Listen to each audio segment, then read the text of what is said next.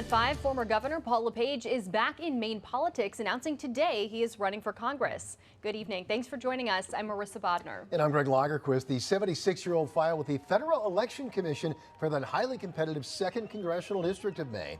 It's currently held by Democrat Jared Golden, although whether Golden is running for re-election or for governor is still unclear. CBS 13's Anna Kuhn is live in Augusta. And Anna, it's been a few years since LePage was in Maine politics or even in the state.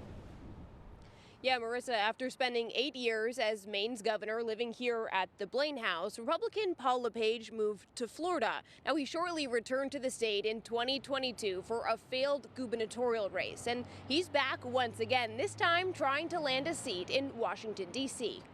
LePage announced his candidacy on social media today, spending the morning talking to voters in Eastport. In a statement, the Republican wrote in part, quote, "We need people who will fight the extreme woke policies that defy common sense and force girls into unfair sports competitions." Adding, quote, "I am running to serve the people of Maine and help the president fix Washington." I was surprised that he came out so early. I'm excited. I mean, this is a race that we can definitely win. Republican Party leaders shared their excitement to flip the competitive 2nd Congressional District red, welcoming LePage back to Maine. Democratic Congressman Jared Golden, who has already filed with the FEC for re-election, sent CBS 13 a statement reading, quote, "I thought Paul was doing his best work in retirement." LePage served as Maine's governor from 2011 to 2019, 8 years filled with spending cuts to boost Maine's bank account and lower taxes, as well as public conflict and controversy.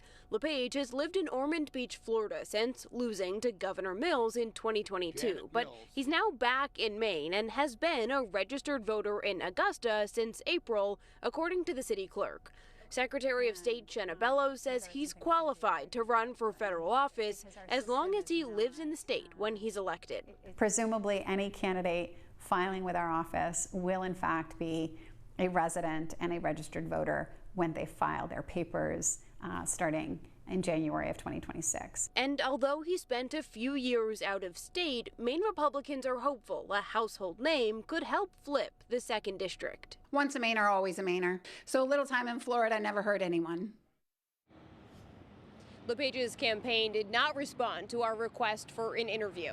Now, coming up tonight at 6, why the Maine Republican Party says voter registration data in the 2nd Congressional District could be an early sign of victory for the party. Live in Augusta, Anna Kuhn, CBS 13 News. Guys. All right, very interesting. See what happens from here. Meantime, the Maine Democrats just issued a statement on LePage's candidacy.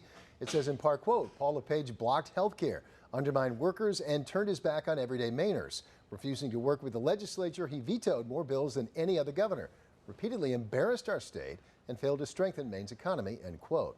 Now, here's some of what our viewers are saying on our Facebook page about LePage's bid. James writing, "Stay in Florida. We already know you're not worthy to be elected here," a seeming reference to his loss to current Governor Janet Mills 3 years ago. Doreen writes, "Don't like Golden, but will vote for him to keep this guy out of Maine." Lisa says, "Time to come back home, Governor Paul LePage." And Amanda simply writing woohoo with a high five emoji. Ahead at 6, we're going to look at a poll among our viewers on whether they think he has a shot at winning that seat in Congress.